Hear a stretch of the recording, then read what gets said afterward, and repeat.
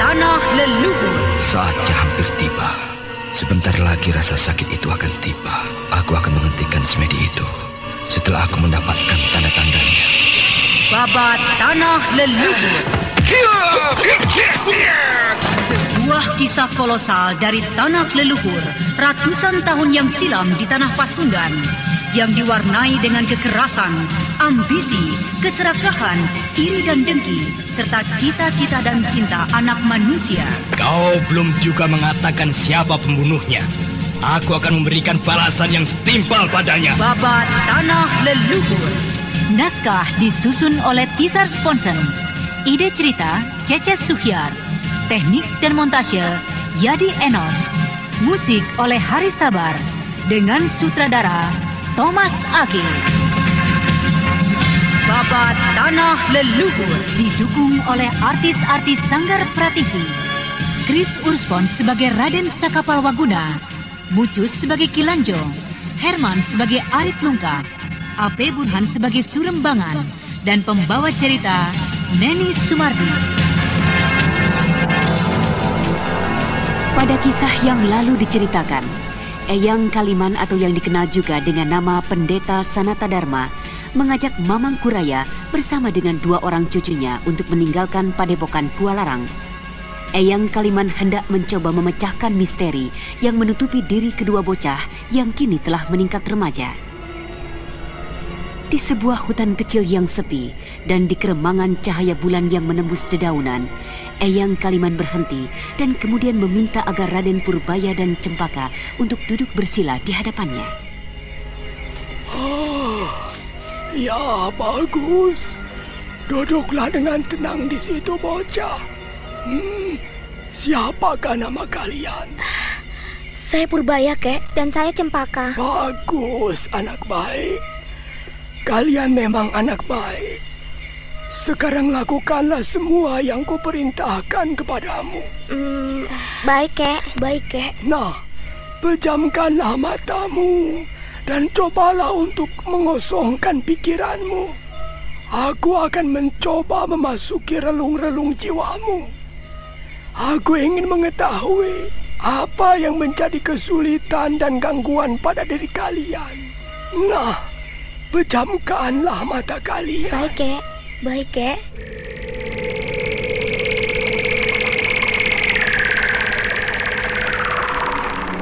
Kosongkanlah pikiran kalian. Janganlah terkejut jika kalian merasakan apapun. Aku akan mencoba masuk dan menembus ke dalam tirai yang menutupi diri kalian.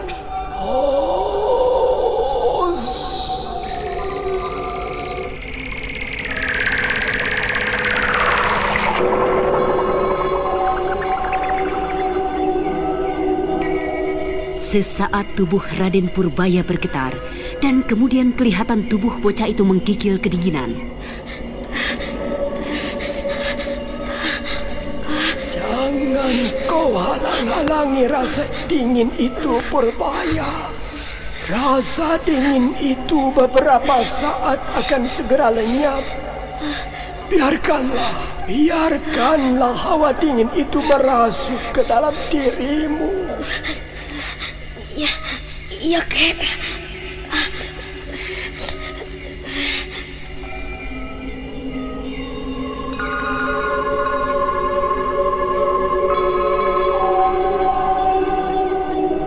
Rasa dingin di tubuh Raden Purbaya perlahan-lahan berubah menjadi hawa yang sejuk, dan kemudian perlahan-lahan tanpa dapat dikuasai lagi, kesadaran dalam diri Raden Purbaya menjadi hilang sama sekali.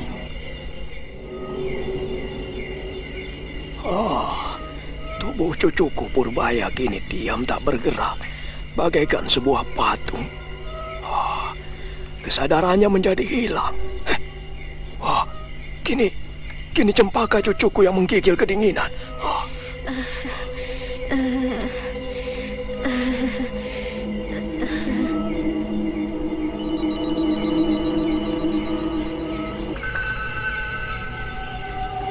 Tidak berbeda dengan Raden Purbaya, Cempaka pun mengalami hal yang sama. Tubuhnya bergetar kedinginan beberapa saat. Kemudian perlahan-lahan rasa dingin itu berkurang dan kemudian berganti dengan hawa sejuk yang melenyapkan kesadarannya secara berangsur-angsur. Bagaimana Tuan Sanata Dharma? Aku tidak bisa menjawabnya sekarang, Kuraya. Tunggulah beberapa saat. Aku belum mengerti apa dan bentuk apa yang berada di dalam tubuh kedua bocah ini. Karena itu, aku hanya mengikatnya dahulu dengan kekuatan gaibku. Kekuatan gaib? Ya, Jala Sukma. Haji Jala Sukma. Ya, Jala Sukma. Iya.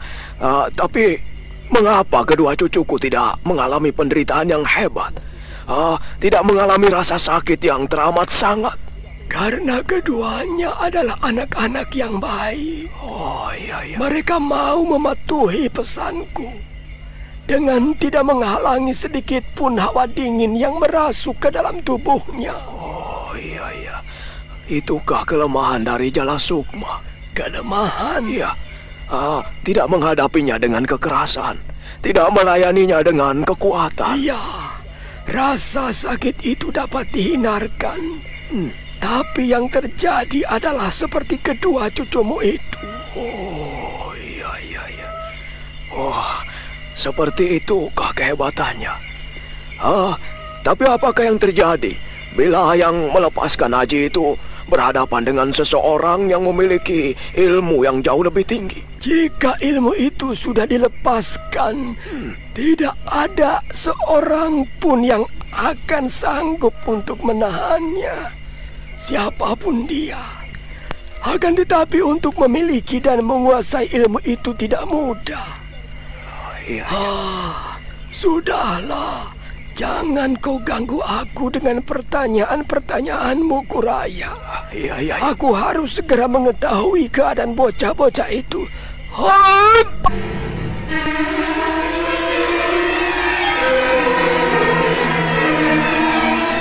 Eyang Kaliman kemudian menempelkan kedua jari kanannya di kening di antara kedua matanya, sementara kedua jari kirinya, yaitu telunjuk dan jari tengah, menempel pada sikut kanannya.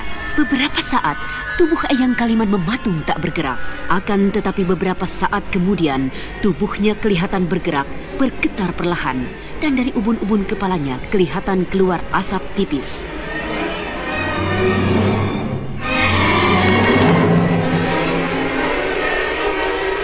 Beberapa belas langkah di pinggir arena, Mamang Kuraya memperhatikan dengan dada berdegup kencang, dan kakek tua yang merupakan tokoh mahasakti di tanah Pasundan itu menjadi semakin keras degup jantungnya manakala melihat Eyang Kaliman menjadi pucat pasi.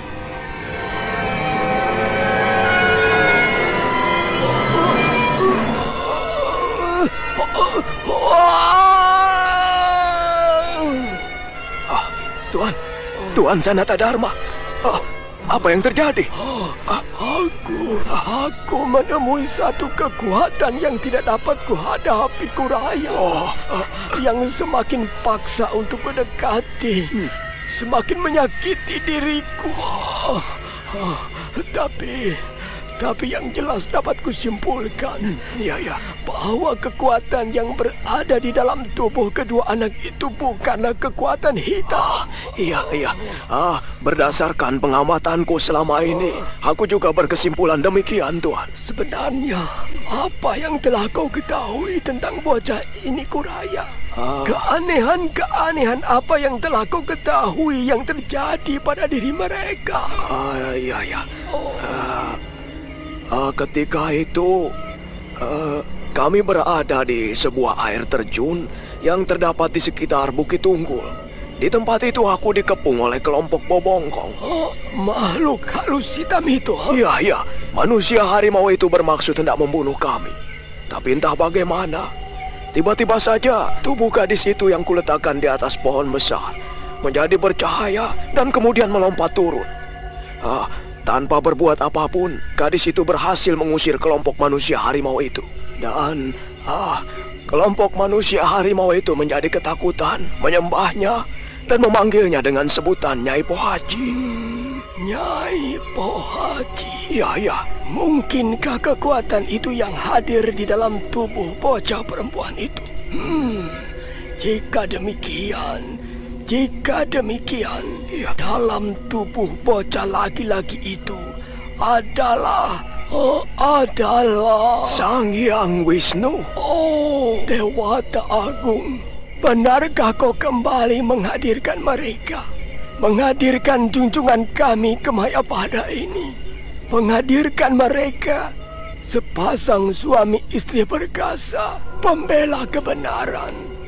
Oh, damailah tanah Pasundan jika kau telah menghadirkan mereka ke tanah Pasundan ini. Tapi mungkinkah itu? Keduanya belum lagi cukup usia untuk dicekam oleh kekuatan mereka, kemahaperkasaan dan sekaligus kesempurnaan cinta mereka. Satu hal lagi, Tuan. Sebuah pusaka tanah Pasundan telah luluh ke dalam tubuh mereka. Kujang, Cakrabuana, dan Warangkanya. Kujang itu? Iya. Bagaimana bisa sampai terjadi demikian? Prabu Sora dan Resi Amista yang menjadi penasaran untuk membuka tabir kekuatan yang berada dalam tubuh mereka, mempergunakan pusaka tersebut. Dan yang terjadi adalah tanpa dapat mereka kuasai, pusaka itu justru masuk dengan sendirinya ke dalam tubuh keduanya. Iya. Agaknya semakin yakin aku menyimpulkan tentang diri mereka. Ya, pastilah kedua junjunganku yang berada di dalam tubuh kedua bocah itu. Aku harus melepaskan Jala Sukma dari tubuh mereka.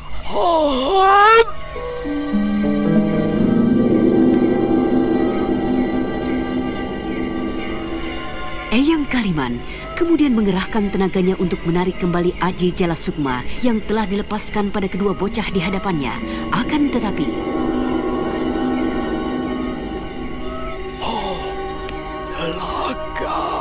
Celaka. Tenagaku tiba-tiba saja menjadi hilang sama sekali. Apa yang telah terjadi dengan diriku?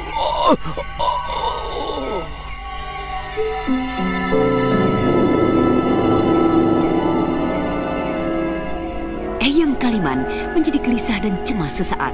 Akan tetapi kemudian Resi yang arif dan waspada itu segera menyadari apa yang telah terjadi dengan dirinya. Dengan serta-merta, Resi Sanata Dharma menjatuhkan diri berlutut dan kemudian menyembah pada dua bocah yang berada di hadapannya. Sang Dewa Betara junjungan hamba, ampunkanlah hambamu ini yang telah buta dan tidak mengenal dan menyadari kehadiran Wan. Ampunkanlah hamba. Sesaat setelah Eyang Kaliman berlutut memohon ampun, kedua tubuh bocah di hadapannya tiba-tiba bergerak dan kemudian membuka matanya. Eyang, bangkitlah Eyang Resi. Kenapa Eyang berlutut dan menyembah seperti itu? Tidak Cempaka.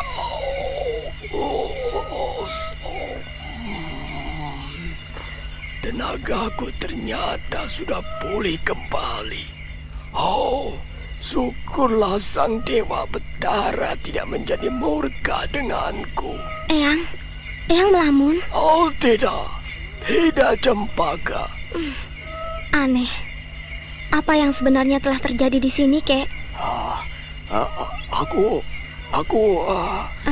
Ada apakah? Agaknya kalian berdua menyembunyikan sesuatu. Bagaimana dengan penyelidikan kalian terhadap diri kami?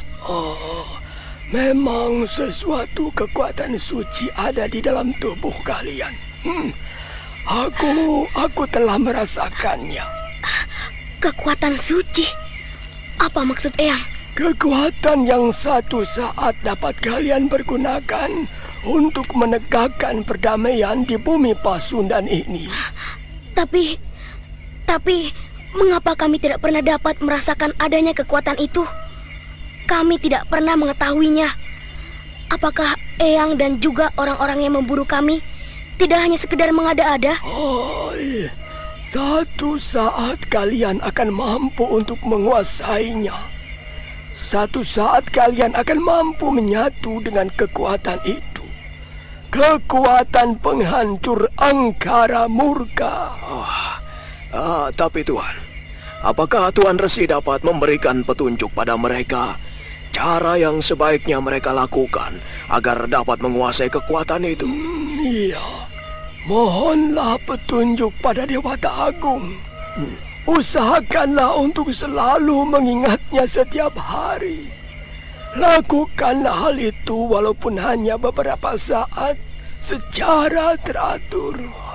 Mudah-mudahan akan segera datang petunjuk darinya. Iya. Cucuku Purbaya dan kau Cempaka. Nah, ucapkanlah terima kasih pada Tuan Sanata Dharma yang telah memberikan petunjuk untuk kalian. Terima kasih atas petunjuk Eyang. Jika begitu aku pergi. Berhati-hatilah menjaga kedua anak itu, Kuraya. Iya.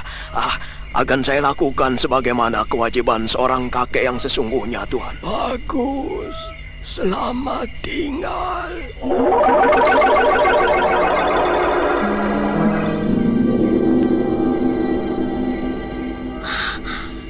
Dia kembali lenyap dengan begitu saja dari pandangan mata.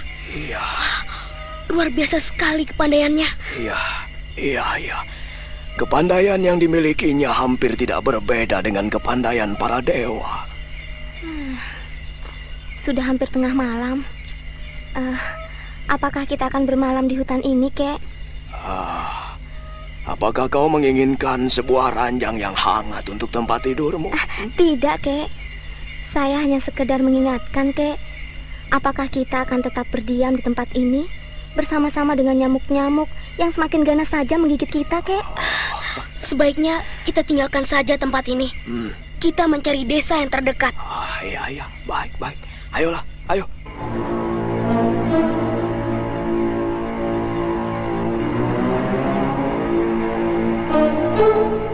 Di sebuah balai desa, Raden Purbaya bersama dengan Cempaka dan kakeknya melewati sisa-sisa malam yang semakin mendekati akhir. Mereka tertidur nyenyak, tidak terkecuali Mamang Kuraya yang juga menjadi lelah karena mengalami berbagai macam ketegangan situasi.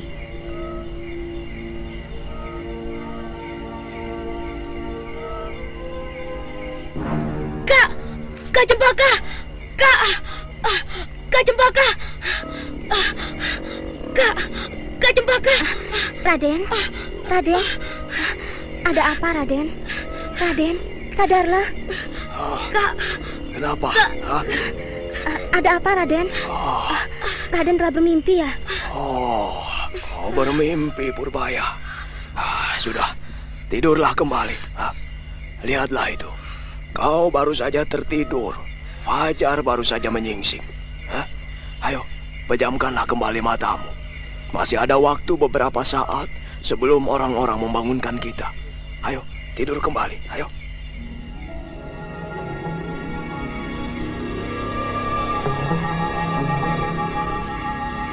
Mamang Kuraya kembali memejamkan matanya, tidur membelakangi kedua cucunya.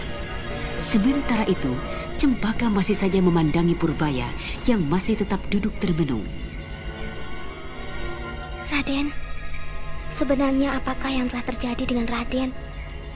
Janganlah mimpi menjadi buah pikiran Raden. Sejenak, Raden Purbaya memandangi dalam-dalam wajah Cempaka pengasuhnya. Tapi beberapa saat kemudian, Raden Purbaya melemparkan pandangannya jauh-jauh dan kemudian membaringkan tubuhnya membelakangi Cempaka. Raden, ada apakah? Apakah ada sesuatu yang salah yang telah saya lakukan? Tidurlah, Kak. Tidurlah. Tidak ada apa-apa. Saya hanya sekedar bermimpi. Sekedar bermimpi. Raden, tidur. Tidurlah, Kak Cempaka. Tidurlah. Ada apakah dengannya? Kenapa sikapnya menjadi demikian anehnya? Apakah semua itu karena mimpinya? Dia meninggalkan balai desa ini. Apakah aku harus membangunkan kakek?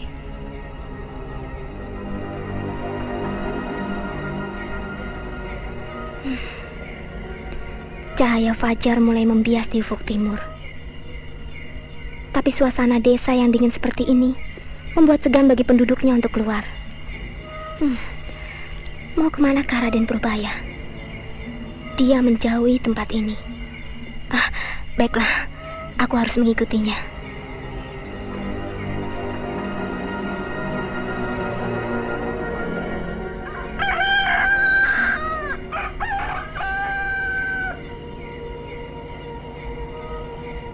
Hei, apakah yang akan dilakukan olehnya? Dia menuju ke sungai. Aku terlalu curiga dan berpikir macam-macam. Rupanya Raden Purbaya hanya ingin mandi di sungai itu.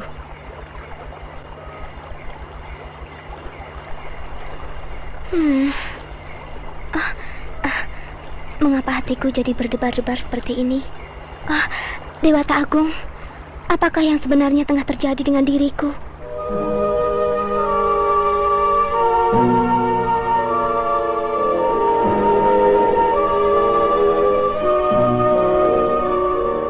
Cempaka yang menjadi gelisah terduduk di semak-semak yang tak jauh dari sungai di mana Raden Purbaya mandi.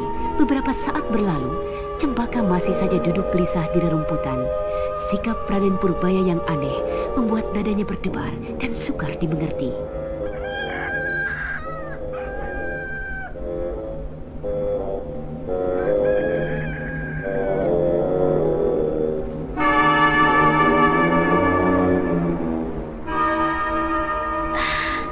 Kak Cempaka? Kau Raden? Kakak berada di sini sejak kapan? Maafkan saya, Raden. Saya melihat Raden meninggalkan balai desa di mana kita tidur. Dan maaf Raden, saya lalu mengikuti Raden hingga ke tempat ini. Lalu bagaimana dengan kakek? Kakek masih tetap tidur di sana. Apakah Raden marah dengan saya? Tidak, Kak. Tidak. Saya tidak marah dengan Kak Cempaka. Saya tidak akan mungkin pernah marah dengan Kak Cempaka. Raden, ada apakah sebenarnya dengan diri Raden? Raden bersikap aneh sekali. Tidak, Kak. Tidak ada apa-apa. Hanya sekedar bermimpi. Ya, hanya sekedar bermimpi. Apakah mimpi Raden itu kelihatannya begitu mempengaruhi sikap Raden? Tidak. Mimpi biasa saja, Kak. Raden tidak usah berdusta pada saya. Apakah Raden lupa siapa saya ini?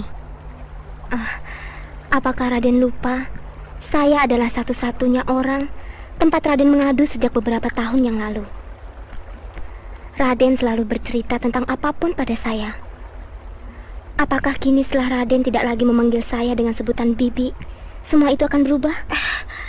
Tapi ceritakanlah Raden, apa yang telah mengganggu pikiran Raden, dan kita akan segera memecahkan bersama-sama.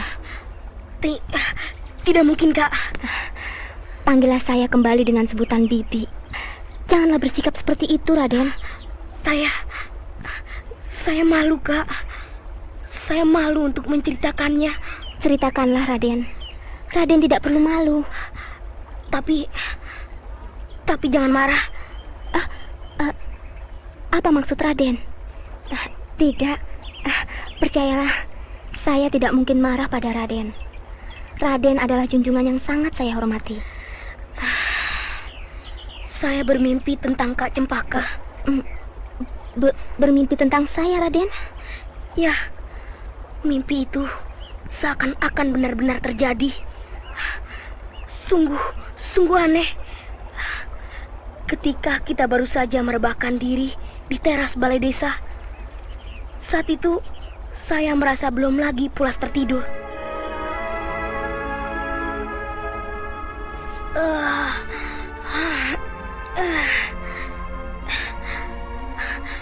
Apa itu? Seberkas cahaya terang bergerak menuju ke arahku.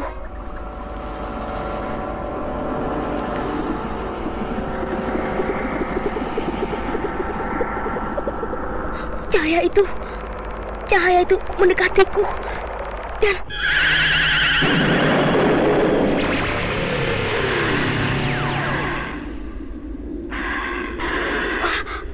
cahaya itu berubah menjadi burung Garuda. Besar sekali. Raden, burung itu agaknya memanggil kita. Lihatlah itu, Raden. Kau belum tertidur rupanya, Kak Cempaka. Marilah kita dekati burung itu.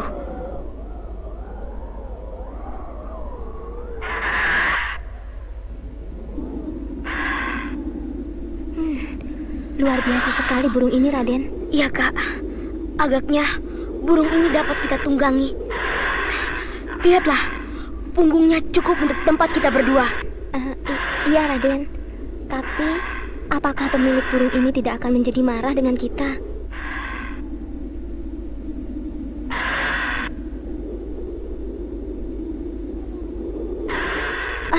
Lihatlah, Raden.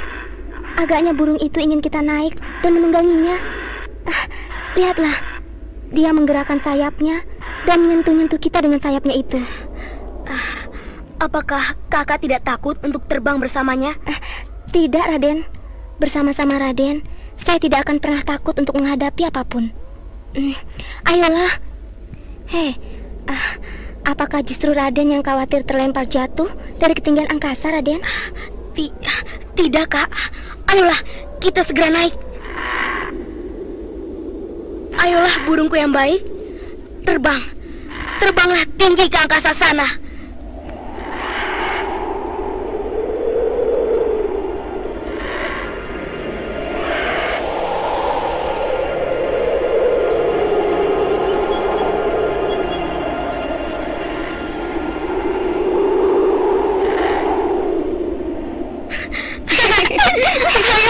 Ayo, terus burung Garudaku.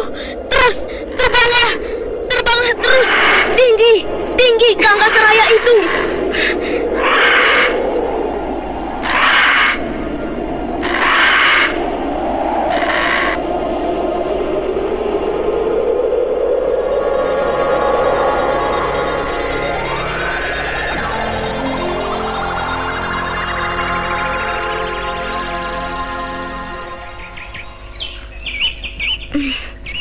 Saya tidak melihat sesuatu yang aneh pada mimpi Raden.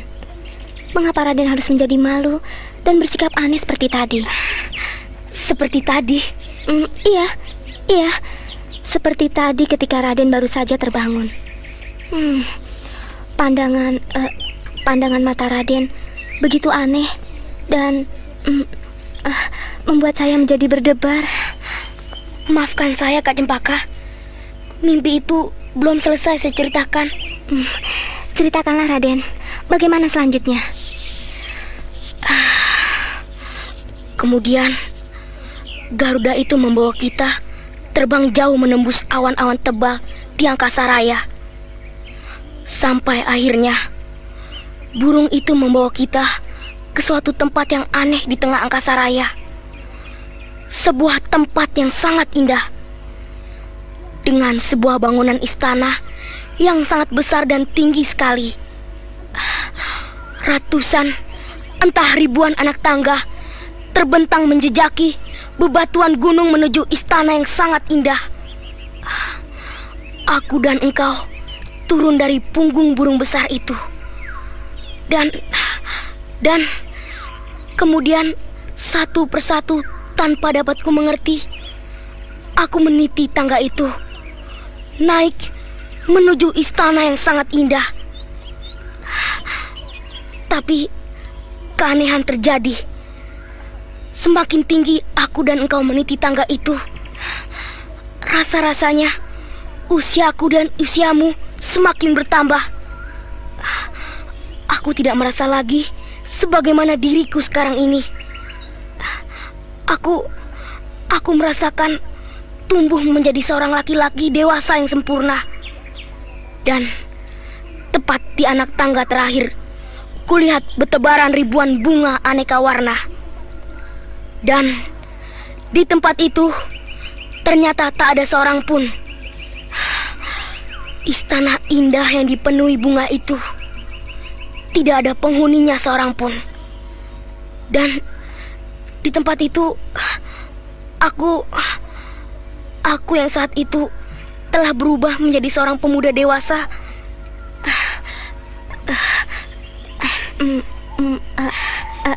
Ada apa, Raden?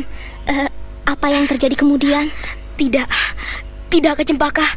Aku tidak dapat menceritakannya. Raden, tunggu.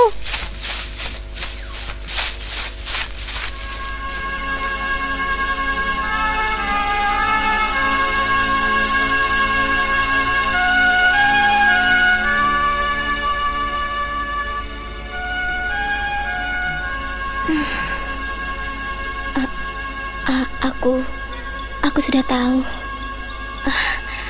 Aku sudah tahu, Raden. Walaupun kau tidak melanjutkannya, aku sudah tahu. Kau memelukku. Ya, kau memelukku hingga beberapa saat. Aku sudah tahu, Raden. Karena aku juga telah bermimpi yang sama denganmu. Tidak berbeda sedikit pun.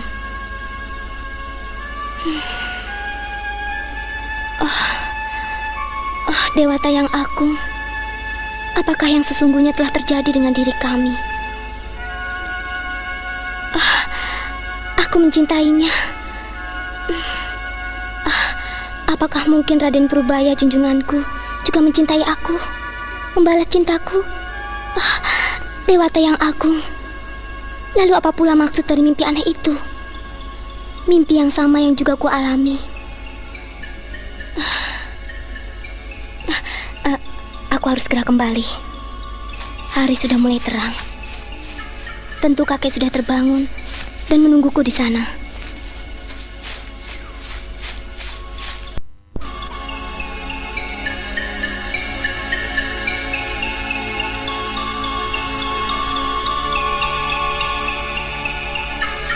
Beberapa saat kemudian, ketiganya sudah berada dalam perjalanannya menuju Karang Sedana. Tak ada lagi kata-kata yang terucap di antara mereka, tidak terkecuali Mamang Kuraya. Kakek tua itu pun tengah terpendam dalam angan-angannya, dalam lamunan yang sangat menggelisahkan hatinya.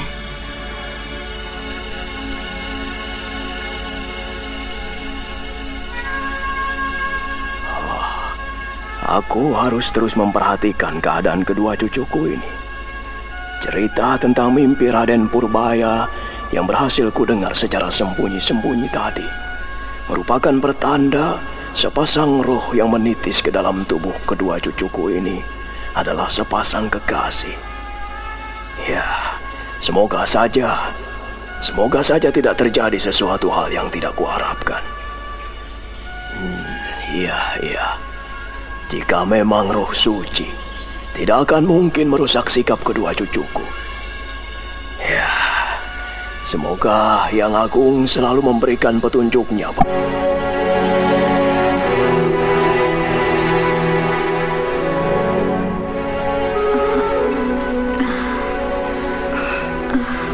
Adi Wulan, kau sudah sadar, Wulan? Kau Kakang Zaka? Iya. Di manakah aku ini, Kakang? Kau pasti tidak akan mengenal bilik ini. Kau pasti tidak akan dapat menerka berada di mana.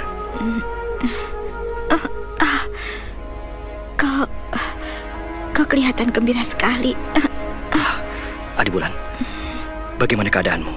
Apakah luka di pinggang dan punggungmu masih terasa sakit? Sedikit, Kakang. Ketika tadi pertama kali ku gerakkan. Kakang. Iya. Di manakah kita berada sekarang? Apakah dengan melihat melalui jendela itu kau tidak dapat menerka di mana kita berada? Atau baiklah, aku akan membuka bagian bawah jendela itu sekalian. Nah, apakah dengan melihat keluar seperti ini kau juga... Gua larang. kita berada di padepokan kita, Kakang Saka. Wulan, mau kemana kau? Aku ingin melihat keadaan di luar, Kakang. Aku ingin melihat Gua Larang yang telah lama kutinggalkan. Aku ingin bertemu. Iya, tapi kau sedang sakit. Tidurlah dahulu. Tidak, Kakang Saka. Lukaku sudah tidak terasa sakit lagi. Aku ingin bertemu dengan saudaraku yang lain. Oh ya, di manakah Kakang Sitakeling dan Kakang Kakang Sitakeling baru saja meninggalkan kamar ini. Tadi bersama-sama aku menunggu kau sadar. Sedangkan Kakang Dampu Awuk pergi bersama-sama dengan istrinya Nimas Kayuwangi, Baginda Sana serta putra mahkota Sanjaya. Kasihan sekali Kakang Dampu. Wulan, mau kemana kau? Melihat-lihat keluar bilik ini. Lukaku ini sudah tidak lagi mengganggu. Kulitmu telah kembali seperti semula, Wulan. Luka itu seakan-akan lenyap, dan kulitmu menjadi halus seperti tidak terjadi sesuatu. Bagaimana kau bisa tahu, Kakang?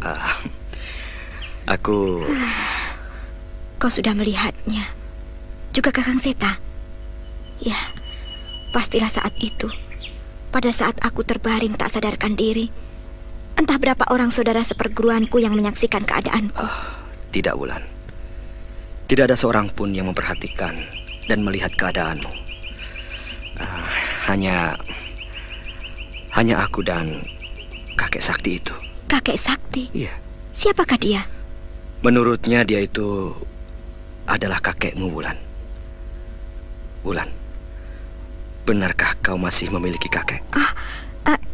Jadi Eyang Kaliman yang datang menyembuhkan diriku? Di mana dia? Di mana dia sekarang, Kakang? Di mana kakekku itu, Kakang? Telah pergi. Kembali ke muara Sungai Cimendung. Dan dia telah meninggalkan sesuatu untukmu. Guru kini telah menyimpannya.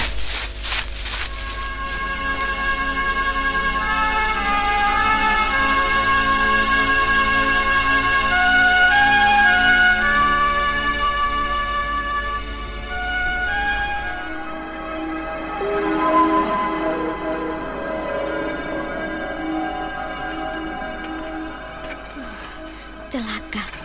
Batu itu menutupi gua tempatku bersembunyi secara tak terduga-duga.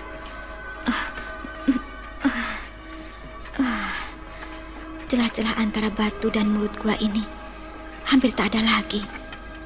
Terlalu kecil untuk kupergunakan keluar dari sini. Hei, Kisana! Siapakah kau ini? Mengapa kau mempermainkan aku seperti ini? Tak ada jawaban dari luar sana. Jika saja tenagaku sudah pulih, tidak akan ada artinya penutup gua seperti ini. Sebaiknya aku bersemedi saja. Aku harus cepat menyembuhkan tenagaku ini. Persetan dengan penggaku itu.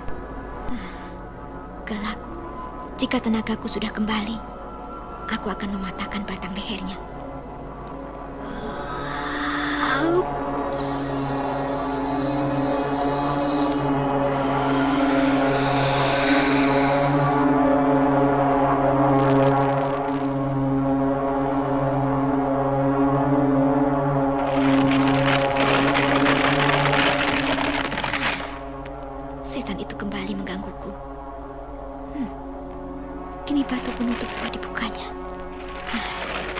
Biarkan saja.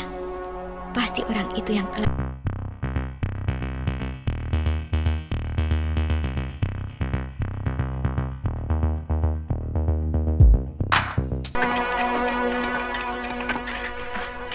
Langkahnya sudah kudengar. Kaukah itu Bibi Wulan? Hei, suara itu sepertinya telah kukenal.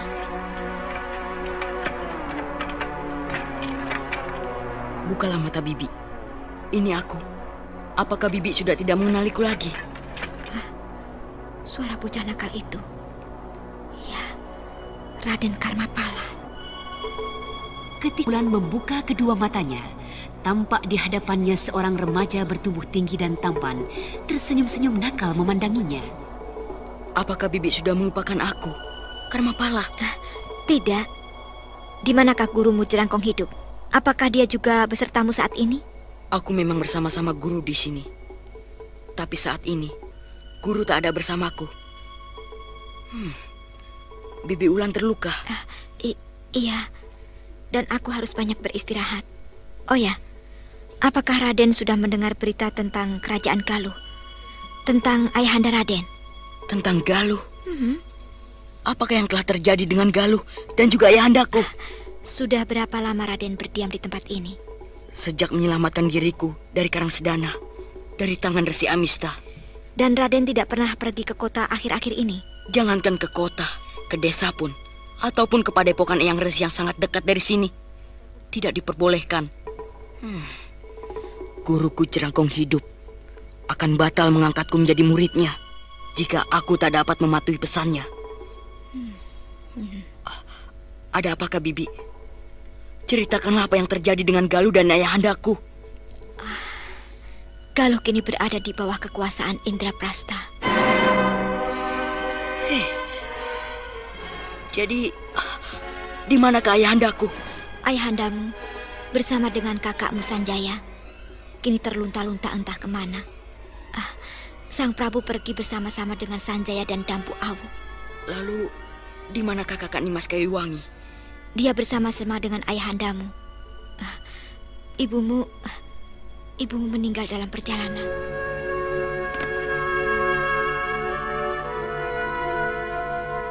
Sejenak, Raden Karmapala tercenung.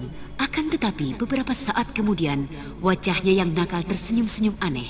Dan kemudian ia tertawa terbahak-bahak. Raden, ada apakah Raden? Aku sangat gembira sekali. Rasakanlah olehmu Sanjaya. Rasakanlah kini semua impianmu. Semua bayang-bayang indah itu sudah lenyap. Tahta itu tak lagi dapat kau harapkan. Kau akan menjadi gelandangan bersama dengan ayahanda yang juga sangat tidak adil. Rasakanlah semua itu. Raden. Tapi aku sangat kasihan dengan kakak Kayuwangi. Dalam istana, dalam keluargaku, hanya dialah yang dapat kukatakan baik padaku, yang mempunyai perhatian padaku. Kasihan sekali. Raden, itu adalah sebuah musibah. Sebuah malapetaka yang teramat besar. Raden tidak boleh menerimanya dengan sikap seperti itu. Tidak, Bibi Ulan. Setiap orang yang telah menghina dan tidak memperhatikan diriku harus menerima balasannya. Ayahanda terlalu memperhatikan Sanjaya, terlalu memperhatikan anak emasnya, hingga melupakan diriku, membuang diriku dari istana. Aku dikatakan sebagai anak yang nakal, yang selalu menyusahkan orang. Sedangkan Sanjaya adalah segala-galanya bagi seluruh penghuni istana. Raden salah. Sikap ayahanda Raden tidak dapat dikatakan salah.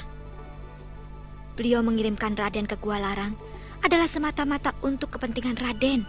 Agar Raden kelak dapat tumbuh menjadi seorang laki-laki, seorang pemimpin yang tangguh lahir dan batin. Dan memang di Gua Laranglah tempatnya. Kukira Bibi Ulan salah besar.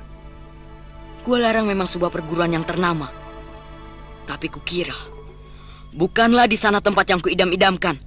Aku tidak ingin jadi seperti Bibi Ulan yang selalu menderita kekalahan dalam setiap perkelahian. Aku tidak ingin seperti Bibi, merangkak, merintih tertati-tati karena cedera dalam perkelahian. Aku ingin jadi seorang laki-laki, seorang pendekar yang tanpa tanding. Dengan Jerangkong Hidup, kau mengharapkan semua itu? Iya, dengan Jerangkong Hidup, aku mengharapkan untuk menjadi seorang pendekar yang tanpa tanding. Dan kini, kukira Bibi Ulan tak ada artinya bagiku. Aku sanggup untuk menjadikan Bibi dengan kepandaian yang sekarang kumiliki. Raden, apakah hanya untuk itu Raden menuntut ilmu kepandaian? Hanya untuk menjadi seorang yang paling jago? Iya. Dan kelak akan kutantang semua orang yang memiliki kepandaian tinggi. Akan kutundukkan mereka semua satu persatu. Dan pada saatnya, Galuh akan menjadi milikku. Menjadi milikku tanpa pemberian dari ayahandaku. Aku mendapatkan dan memiliki Galuh sebagaimana nenek moyangku membangun kebesarannya. Sadarlah Raden, tidak sedikit orang yang memiliki kepandaian tinggi. Raden akan menjadi kecewa kelak. jika keinginan dan ambisi Raden menjadi kandas. Tidak, jangan coba-coba untuk menghalang-halangi cita-citaku. Bibi tidak akan berhasil. Bibi tidak bisa membayangkan rencana besarku, karena Bibi terlalu rendah untuk berpikir jauh ke sana. Dan Bibi tidak memiliki sarana untuk itu. Bibi tidak mempunyai kepandaian yang cukup. Tapi aku lebih tua darimu dan mempunyai lebih banyak pengalaman. Jadilah saja seorang wanita yang baik, seorang istri yang patuh pada suami. Jangan berpikir macam-macam. Karena Bibi adalah seorang wanita. Pengalaman dan saran Bibi sebagai seorang wanita tidak ada artinya. Kau memang keterlaluan sekali, Raden. Mulutmu sangat jahat. Terlalu pedas kata-kata itu kau ucapkan padaku yang jauh lebih tua darimu. Satu hal yang harus Bibi ingat. Bibi tidak boleh menganggapku sebagai anak-anak lagi. Aku bukanlah seorang bocah yang lemah. Aku sudah besar. 15 tahun umurku. Aku sudah memiliki kepandaian yang lebih tinggi dari Bibi. Karena itu, jangan bicara kasar padaku. Aku dapat berlaku sesuka hatiku terhadap Bibi saat ini juga. Kalau kau berani. Bibi menantangku. Bibi menantangku. Benarkah Bibi menantangku dalam keadaan seperti ini? Bibi menantangku untuk berbuat sesuka hatiku. Kenapa Bibi diam saja? Kau benar-benar keterlaluan, Raden. Luka Bibi kelihatannya cukup parah. Mari, aku akan mencoba mengobatinya. Di mana luka itu berada? Di bagian dada ataukah di bagian perut Bibi? Anak setan. Pantaslah kau menjadi murid dari Jerangkong Hidup. Sikapmu sangatlah menjijikkan. Pergi kau dari sini. Kekasaran sikapmu semakin mengundang aku untuk mengganggumu lebih jauh.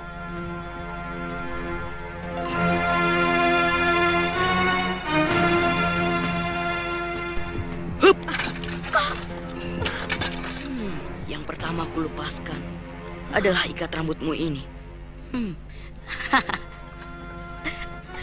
Jangan kau lakukan lagi, Raden. Pergilah. Atau aku akan mengadu nyawa denganmu.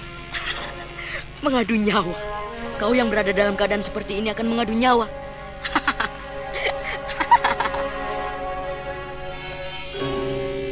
Kali ini, Anting Wulan tidak akan berdiam diri. Melihat Raden Karmapala mendekatinya kembali, ia menyiapkan tenaga saktinya, mencoba untuk mengumpulkan sisa-sisa tenaganya. Celaka. Sebagian besar tenagaku belum pulih kembali. Aku tidak akan mungkin menghadapi anak setan ini dengan sedikit tenagaku. Kenapa wajahmu menjadi demikian cemasnya?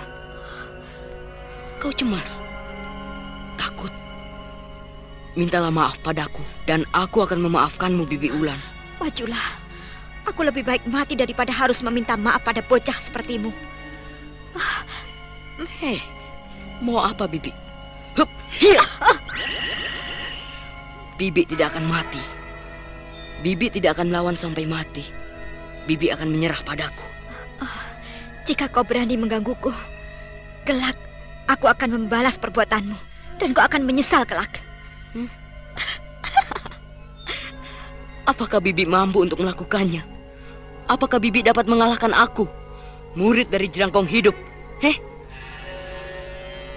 Gurumu saja, Resi Wanayasa, tidak akan mampu mengalahkan aku jika kelak aku sudah dapat belajar dari Jerangkong Hidup. Perlahan-lahan, Raden Karmapala mendekati Anting Wulan. Dan kemudian, bocah nakal yang kini telah tumbuh menjadi pemuda remaja duduk di samping tubuh Anting Wulan. Dan kemudian tangannya mulai membelai wajah gadis yang tak berdaya di sampingnya. Tubuh Anting Wulan bergetar menahan amarahnya. Kau akan menyesal, Raden. Kau akan menyesal. Jangan ganggu aku. Kenapa, Bibi? Bukankah aku hanya sekedar membelaimu saja? Aku tidak menyakitimu. Mintalah maaf padaku, dan aku akan pergi meninggalkanmu. Kau benar-benar iblis kecil, laknat. Agaknya Durga telah menurunkan engkau ke dunia ini. Pergi kau. Kau bisa mengatakan apapun tentang diriku. Tapi satu hal, Jika kau tidak segera meminta maaf, aku akan melanjutkan dengan membuka pakaianmu ini, Bibi Ulan.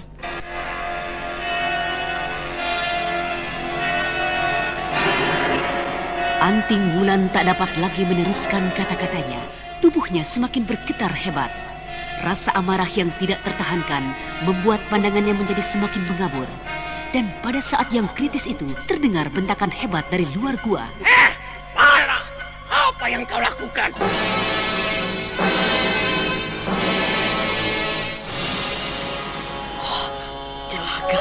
Celaka, Guru.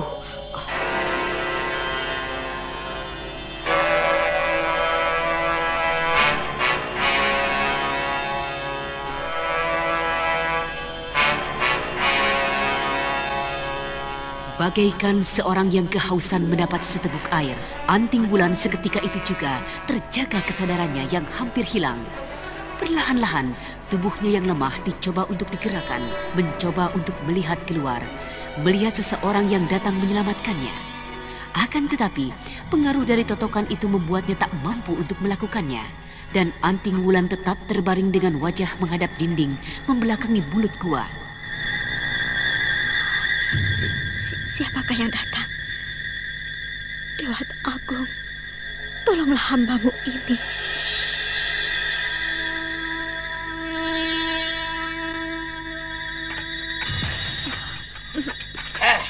Apa yang sedang kau lakukan di sini? Dan siapa wanita itu? Celaka aku. Rupanya yang datang adalah Jelangkung Hidup. Celaka. Pala, kenapa kau diam saja? Apa yang sedang kau lakukan di sini? Apakah kau sudah lupa persyaratan yang kuberikan kepadamu? Jangan berbuat macam-macam. Jangan bersikap liar sebagaimana dahulu. Jika kau masih ingin belajar denganku. Jika kau masih mau menganggapku sebagai gurumu. Bebaskan gadis itu dari totokanmu. Dan biarkan dia pergi dari sini. Kembalilah ke tempatmu.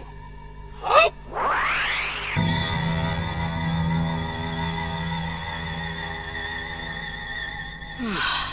Kau beruntung, Bibi Ulan. Kau beruntung. Hup, hup. Selamat tinggal. Hup. Benarkah apa yang kudengar tadi? Aneh. Jelangkung Hidup bersikap seperti itu. Iblis Mahajat itu bersikap demikian. Oh, Dewata Agung. Terima kasih. Terima kasih atas semua pertolonganmu. Aku akan melanjutkan kembali semediku. Persetan dengan Raden Karmapala. Aku sudah tidak mempunyai kekuatan lagi untuk meninggalkan tempat ini.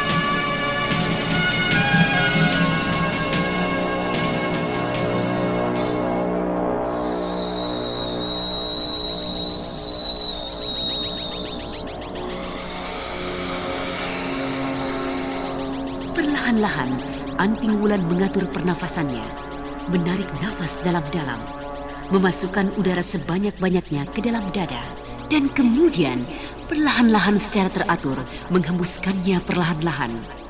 Udara yang merupakan inti kekuatan masuk ke dalam tubuhnya dan kemudian bersama-sama dengan sisa-sisa tenaga saktinya mengalir ke seluruh tubuh bersamaan dengan hembusan nafasnya. Udara bersama-sama dengan tenaga saktinya mengelus perlahan pusat-pusat lukanya yang berada di sekitar pinggang dan punggung.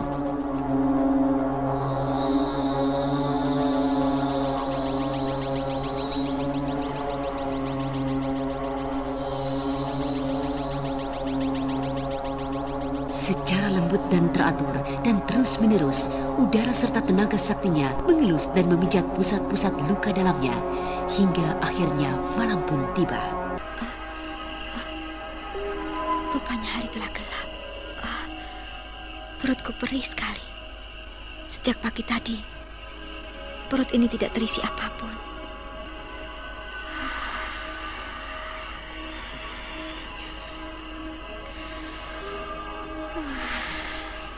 Rasa sakit di pusat luka dalam.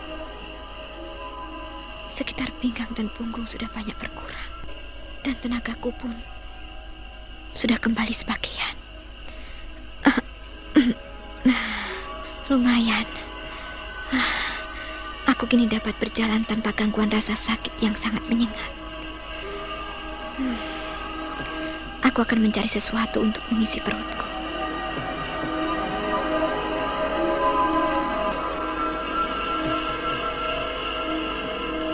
Di sekitar Bukit Batu Larang ini, tidak sepucuk pohon pun yang tumbuh.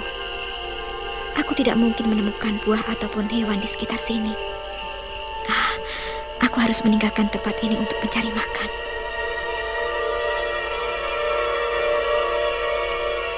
Baru saja Anting Wulan melangkah meninggalkan mulut gua persembunyiannya.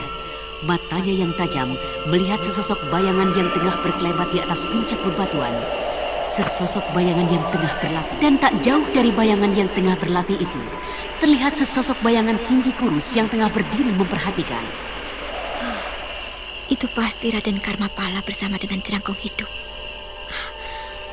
Aku akan dapat terlihat oleh mereka jika aku keluar dari celah-celah batu ini. Belum saatnya aku berhadapan dengan iblis mahajat itu.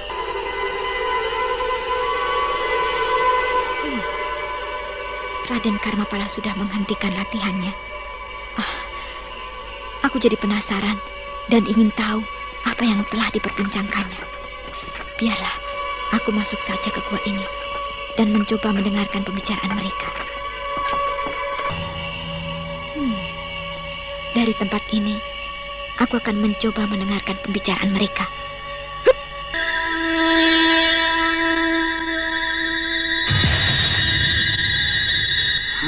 Kepandaianmu sudah jauh meningkat, Pala. Aku cukup bangga mempunyai murid yang secerdas engkau. Kau kelak akan memiliki seluruh kepandaianku. Jika dibandingkan dengan Purbaya, bagaimanakah kini kepandaianku?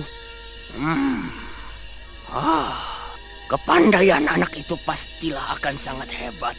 Hei, ya, aku telah menurunkan semua ilmu puncakku padanya.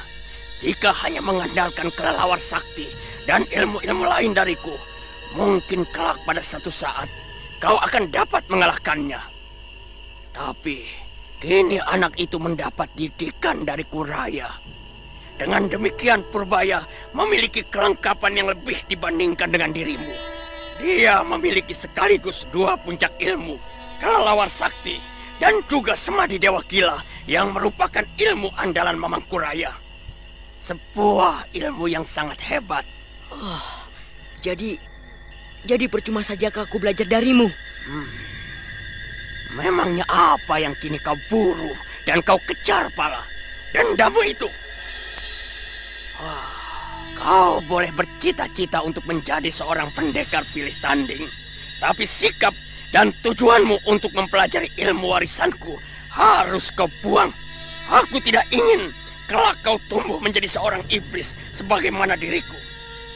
Dengarlah permintaanku ini, Pala. Semua orang tahu diriku adalah seorang iblis yang maha jahat. Berbagai bentuk kejahatan telah kulakukan dan ribuan manusia terbunuh di tanganku. Tak ada kebaikan secuil pun yang pernah aku lakukan. Untuk itu, dengarlah, Pala. Ilmu yang telah kuberikan kepadamu, pergunakanlah dengan sebaik-baiknya. Jadilah kau seorang pendekar, pemimpin yang bijaksana, yang dikasihi oleh orang banyak. Barangkali dengan semua itu, dosa-dosaku selama ini akan berkurang karenanya. Dan dunia kependekaran di tanah Pasundan ini, walaupun hanya secuil, akan membicarakan kebaikanku, keberhasilanku menciptakan seorang pendekar seperti dirimu. Apakah kau mampu? Kau dapat meluluskan permintaanku? Saya akan berjanji, Guru. Saya akan berbuat baik dan kelak akan menjadi seorang pendekar yang membela kebenaran dan menindak segala bentuk kejahatan. Bagus, bagus Pala. Mulai saat ini, berusahalah untuk menjadi seorang yang memiliki pribudi tinggi sebagaimana Purbaya. Aku tahu kau adalah seorang anak yang liar dan nakal. Tapi aku ingin kau mau untuk merubah sikapmu. Berjanjilah untukku, Pala. Saya berjanji, Guru. Bagus. Nah, sekarang lanjutkanlah kembali latihanmu. Baik, Guru.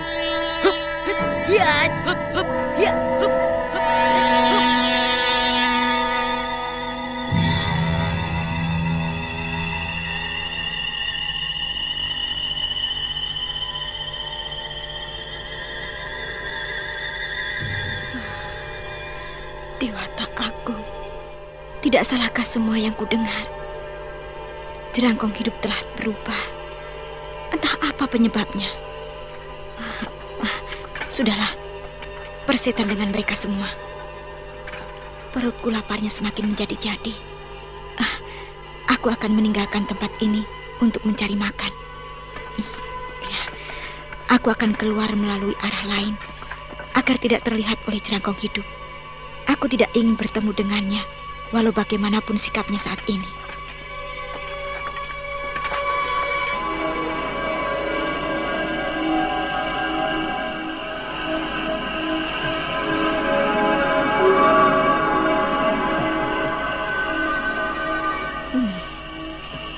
Di hutan kecil belakang Bukit Batu Larang ini adalah sebuah hutan yang penuh dengan pohon buah-buahan.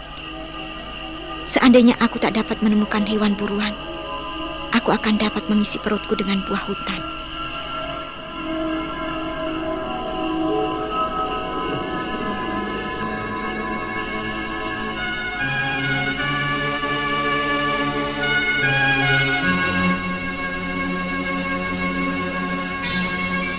Setelah mengisi perutnya dengan buah-buahan hutan, Anting Wulan duduk bersemedi di hutan kecil di belakang Bukit Batu Larang.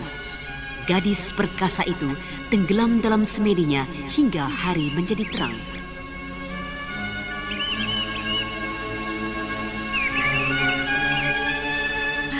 Segar nian tubuhku. Agaknya kekuatanku sudah pulih kembali.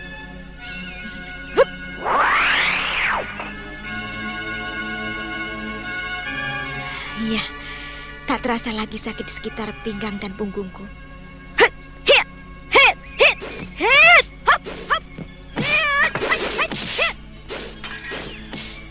Benar-benar sudah hilang semuanya.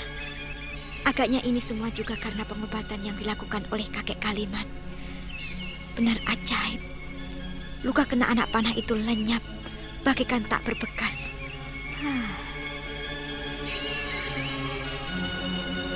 Ini akan kulakukan. Kembali ke Gua Larang. Tidak mungkin saat ini. Aku tidak akan dapat menghadapi Kakang Saka. Sebaiknya ku selesaikan saja tugasku. Satu-satunya tugasku, yaitu mengambil kembali kujang Cakrabuana dari tangan Raden Purbaya. Aku akan mengambil kudaku si Tunggul di Padepokan.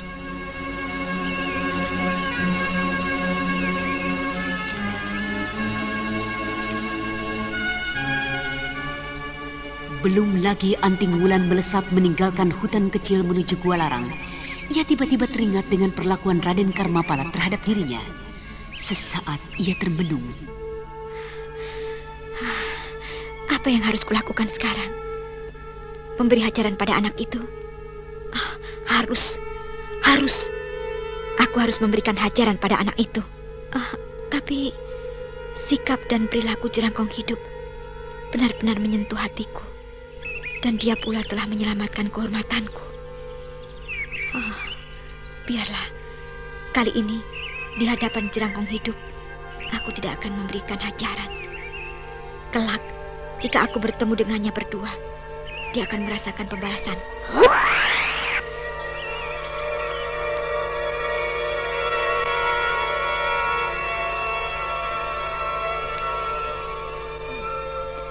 Aku harus berhati-hati. Kepandaian Eyang Guru saat ini sudah meningkat jauh.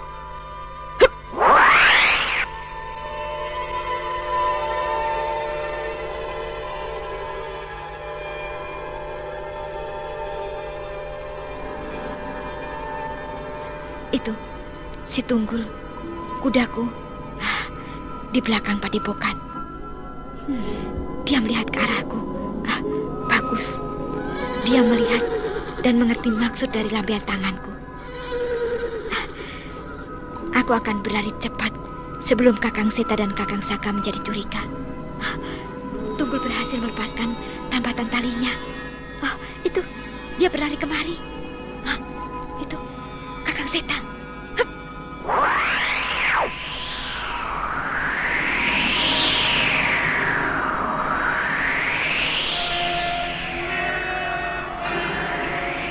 Raden Setakeling yang menjadi curiga dengan larinya kuda milik adiknya segera melesat mengikuti kuda ajaib itu. Akan tetapi si Tunggul yang melihat tuannya melesat cepat di depannya segera saja berlari cepat. Dan Raden Setakeling jauh tertinggal di belakangnya.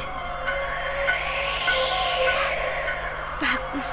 Tunggul, ayo, kejarlah aku cepat.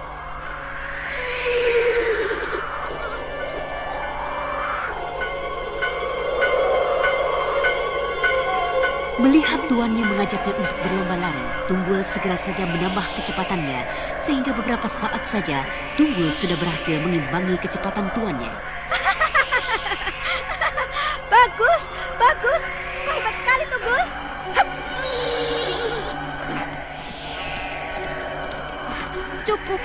Cukup Tunggul, kurangilah kecepatan larimu.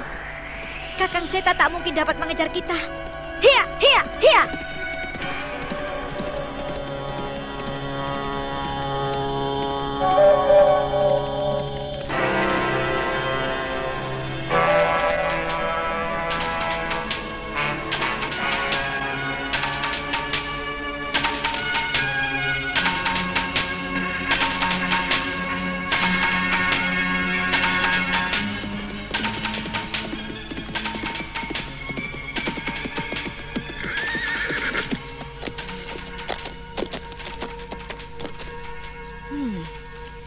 Ini adalah desa terdekat dari gerbang timur kota raja.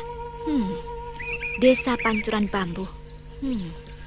Kukira Raden Purbaya yang berangkat 2 hari yang lalu dari arah Galuh pasti akan melalui desa ini.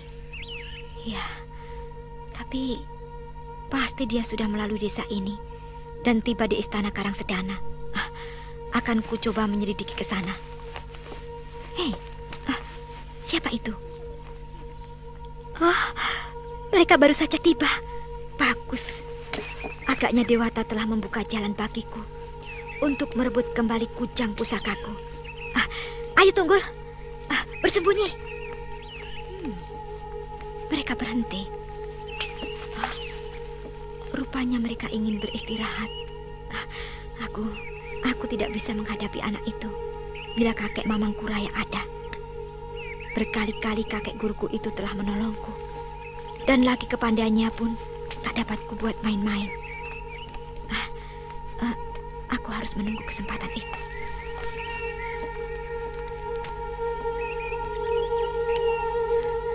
Mengapa kita harus berhenti lagi di tempat ini, Kek? Sudah 2 kali kita terlibat persoalan di pinggiran wilayah Karangsedana.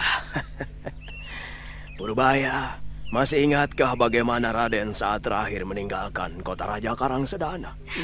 Maksud kakek? Bukankah saat itu Raden pergi dengan pakaian yang indah? Pakaian pengantin yang gemerlapan. Tapi sekarang Raden kembali dengan pakaian yang...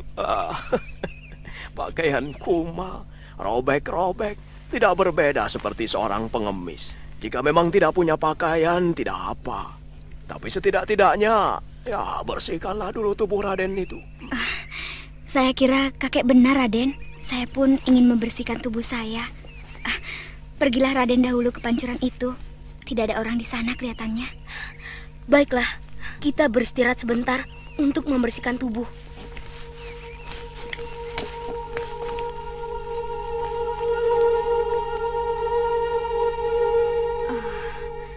Dewata Agung, agaknya memang benar-benar membuka jalan bagiku. Aku akan melumpuhkan anak itu di pancuran dan kemudian melarikannya. Kesempatan baik ini. Ya, ini adalah kesempatan baik. Tunggul, diamlah kau di sini.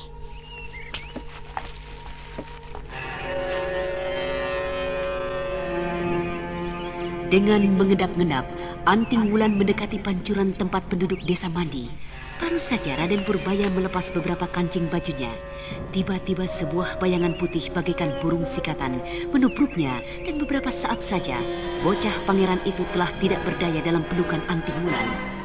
Tanpa membuang banyak waktu lagi, Anting Wulan segera membawanya kembali ke kudanya. Beberapa saat kemudian,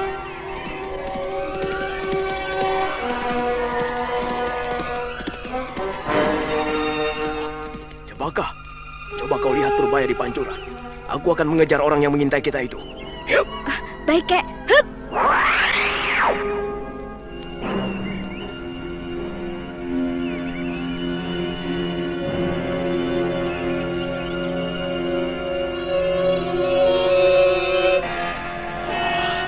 Setan belang, iblis kuntet.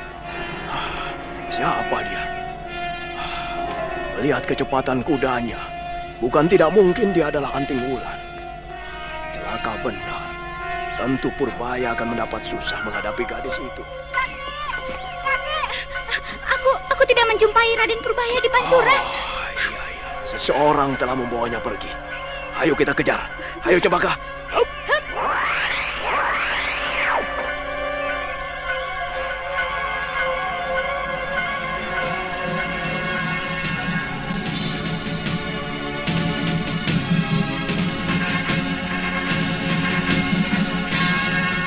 Mamang Kuraya yang menjadi tidak sabaran segera saja meraih tubuh Cempaka. Dan beberapa saat kemudian, gadis muda itu merasakan tubuhnya seakan-akan melayang cepat, seakan terbang berlomba dengan angin yang menderu di samping telinganya. Nah, para pendengar sekalian, apakah yang kemudian terjadi? Untuk mengetahui jawabannya, ikutilah kisah Babat Tanah Leluhur ini dalam episode ke-11, Ratu Segara Kidul. Sampai jumpa.